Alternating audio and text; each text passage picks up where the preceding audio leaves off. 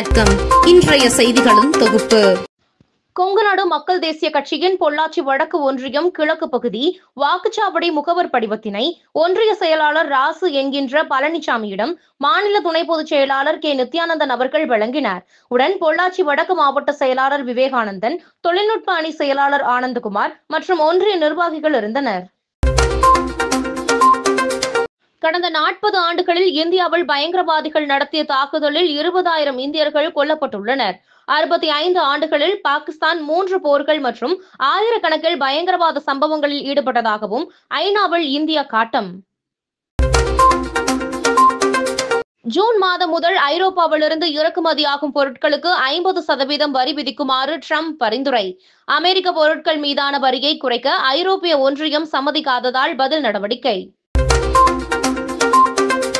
பாகிஸ்தான் விமானங்கள் இந்திய வான்பரப்பில் பறக்க விதிக்கப்பட்டிருந்த தடை ஜூன் 23ஆம் தேதி வரை நீட்டிப்பு. இந்திய விமானங்கள் பறக்க பாகிஸ்தான் அரசு விதித்திருந்த தடையும் ஜூன் 24ஆம் தேதி வரை நீட்டிப்பு. பிரதமர் தலைமையில் நடைபெறும் நிதி ஆயோக் கூட்டத்தை இந்தியா கூட்டணி முதலமைச்சர்கள் சித்தராமையா, மம்தா பானர்ஜி, பினராயி விஜயன் புறக்கணிக்கின்றனர்.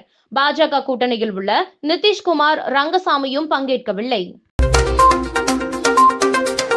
மகாராஷ்டிராவில் 3ஆம் ஆண்டு MBBS மாணவிக்கு குளிர்பானத்தில் மயக்க மருந்து கலந்து கொடுத்து பாலியல் வன்கொடுமை, கொலை மிரட்டலும் விடுத்ததாக நண்பர்கள் 3 பேர் கைது. தமிழ்நாட்டில் அரசு கலை மற்றும் அறிவியல் கல்லூரிகளில் இளநிலை பட்டப்படிப்புகளில் சேர மாணவர்கள் ஆர்வம்.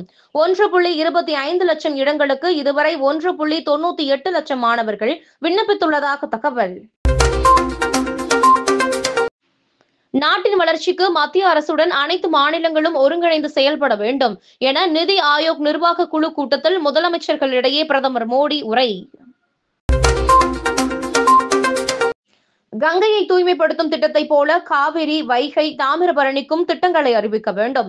அம்ருத் 2.0 திட்டத்தில் தமிழகத்திற்கு பிரத்யேக அறிவிப்புகள் வேண்டும் என நிதி ஆயோக் கூட்டத்தில் முதலமைச்சர். இத்துடன் செய்திகள் நிறைவடைகிறது. மேலும் இதுபோன்ற செய்திகளுக்கு KMDK லைவ் சேனலை லைக் பண்ணுங்க, ஷேர் பண்ணுங்க, சப்ஸ்கிரைப் பண்ணுங்க.